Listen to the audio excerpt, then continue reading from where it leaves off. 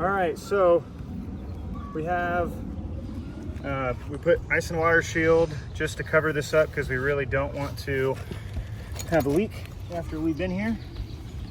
So now we're going to try to plug a shingle in just for the sake of being up here and trying to finish what we started.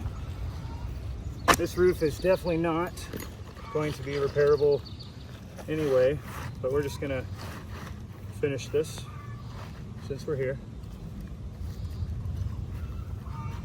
Doesn't matter at this point really what we find.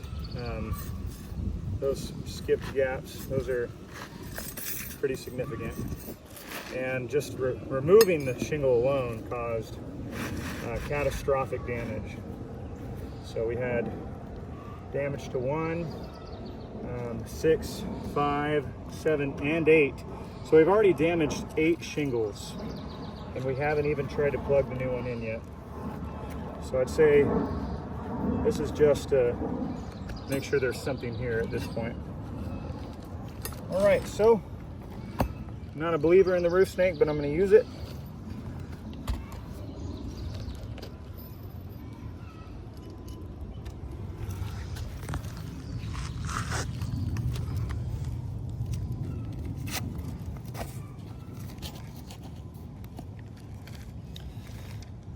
You see the shingle already creased.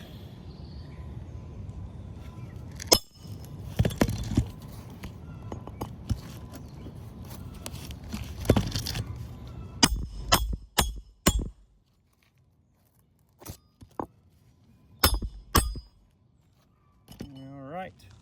So we got a creased already shingle right here. You can really see that. That's pretty significant. No denying that.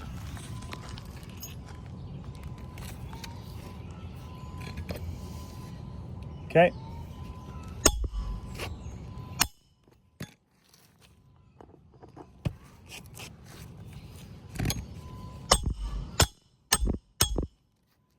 And look at that.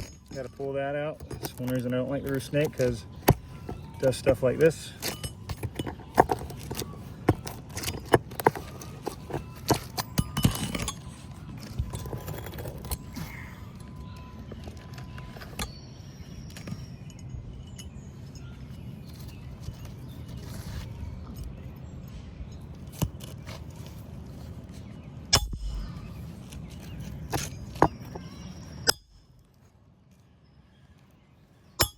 Okay, creased on top there.